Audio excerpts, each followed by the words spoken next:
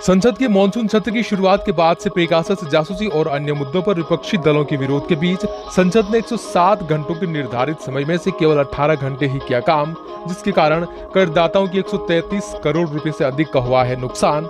नहीं पारित हो पाए अधिकांश विधेयक। झारखंड में जज उत्तम आनंद की मौत के मामले की अब सीबीआई करेगी जांच। सुप्रीम कोर्ट के दखल के बाद मुख्यमंत्री हेमंत सोरेन ने की सिफारिश। पुलिस ने 2 आरोपियों को किया गिरफ्तार। घटना में इस्तेमाल ऑटो को भी किया बरामद। गृह मंत्री अमित शाह ने लखनऊ में फोरेंसिक साइंस इंस्टीट्यूट का किया शिलान्यास। मुख्यमंत्री योगी आदित्यनाथ को बताया अब तक का सबसे कामयाब मुख्यमंत्री। कहा, योगी के नेतृत्व में प्रदेश तेजी से विकास के रास्ते पर बढ़ रहा है आगे। राजस्थान के जयपुर में भाजपा सांसद किरोड़ी लाल मीणा को पुलिस ने किया गिरफ्तार। मीणा पर प्रशासन के आदेश का उल्लंघन करते हुए आमागढ़ किले पर झंडा फहराने का आरोप। आमागढ़ किले में पूजा करना चाहते थे किरोड़ी लाल मीणा। पुलिस ने पहले से ही उनके जाने पर लगा दी थी रोक। उत्तर प्रदेश, उत्तराखंड, पंजाब व अन्य कुछ राज्यों में होने वाले विधानसभा चुनाव से पहले अपना किला और मजबूत करने में जुटी भाजपा। बीते कुछ महीनों में कई बड़े नेताओं ने थामा है बीजेपी का दामन। अब मणिपुर कांग्रेस के पूर्व अध्यक्ष गोविंद दास कोंटोजम भी बीजेपी में शामिल। 6 बार विष्णुपुर सीट से विधायक रहे हैं गोविंद दास। जम्मू कश्मीर में पत्थरबाजों के खिलाफ कड़ा एक्शन। पत्थरबाजी जैसी गतिविधियों में शामिल रहे युवाओं को न तो सरकारी नौकरी मिलेगी और न ही उनके पासपोर्ट का होगा वेरिफिकेशन। इस संबंध में कश्मीर सीआईडी ने किया सर्कुलर जारी। हिमाचल प्रदेश के लाहौल स्पीति में 6 दिनों से फंसे 66 लोगों को निकालने के लिए पहुंचा हेलीकॉप्टर। इससे पहले 2 दिनों तक खराब मौसम के कारण हेलीकॉप्टर नहीं भर सका था उड़ान। केंद्र सरकार ने सुप्रीम कोर्ट में हलफनामा दायर कर कहा, सूचना प्रौद्योगिकी अधिनियम की धारा 66A प्रावधान को रद्द करने के बाद इसके तहत दर्ज मामलों को बंद करना राज्यों और केंद्र शासित प्रदेशों का प्राथमिक कर्तव्य।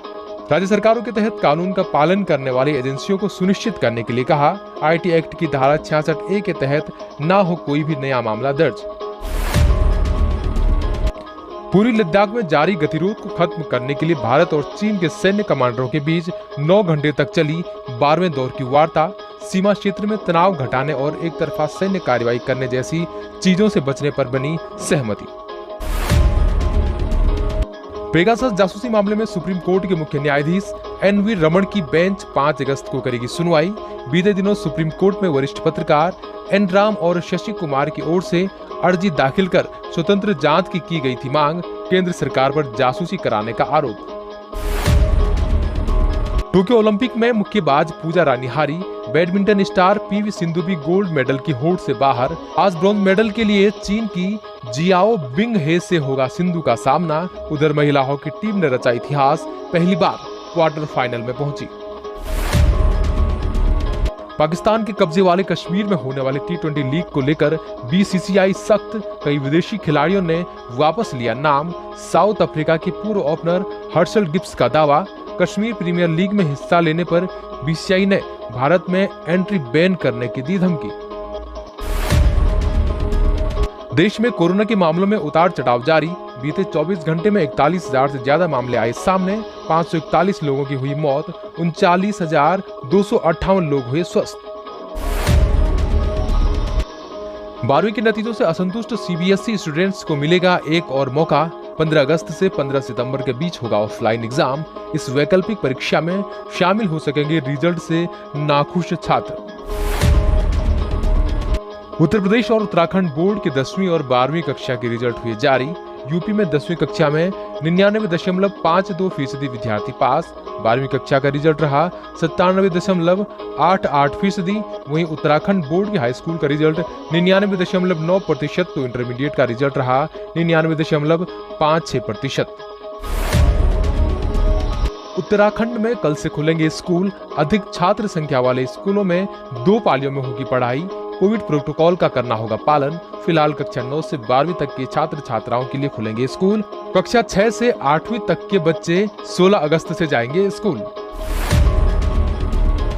31 अगस्त तक एसबीआई से होम लोन लेने पर नहीं देनी होगी प्रोसेसिंग फीस। होम लोन का करीब 0.40% प्रोसेसिंग फीस के रूप में लेता है एसबीआई। 6.70% से शुरू होती है SBI के होम लोन की ब्याज दर। देश के पूर्वी हिस्से की ओर बढ़ रहा मानसून, मध्य प्रदेश और राजस्थान में बारिश का रेड अलर्ट, यूपी, बिहार और झारखंड में भी भारी बारिश का अनुमान, कई शहरों में जल भराव और जाम की स्थिति से बड़ी परेशानी। अगस्त से पूरे महीने के लिए भारत के हाथों में दुनिया की सबसे शक्तिशाली संस्था संयुक्त राष्ट्र सुरक्षा परिषद की कमान। आज से परिषद की अध्यक्षता संभाल रहा भारत समुद्री सुरक्षा, शांति स्थापना की कवायद करने और आतंकवाद पर कड़ा प्रहार करने को तैयार। भारत की ताजपोशी से पाकिस्तान को सताने लगा डर, आतंकवाद पर कड़ा प्रहार करने की भारत की नीयत से डरे पाकिस्तान ने जताई उम्मीद, निष्पक्ष होकर भारत करेगा काम। तालिबान से त्रस्त अफगानिस्तान पर लगातार बढ़ते जा रहे हैं हमले। कंधार हवाई अड्डे पर रॉकेट से हुआ हमला, हवाई अड्डे से सभी उड़ानें रद्द। इसी एयरपोर्ट से होता है सेना की हथियार और रसद भेजने का काम। अगर आपने अभी तक हमारा चैनल सब्सक्राइब नहीं किया तो अभी सब्सक्राइब करें और बेल आइकॉन को क्लिक करके हमारी लेटेस्ट वीडियोस के बारे में अपडेट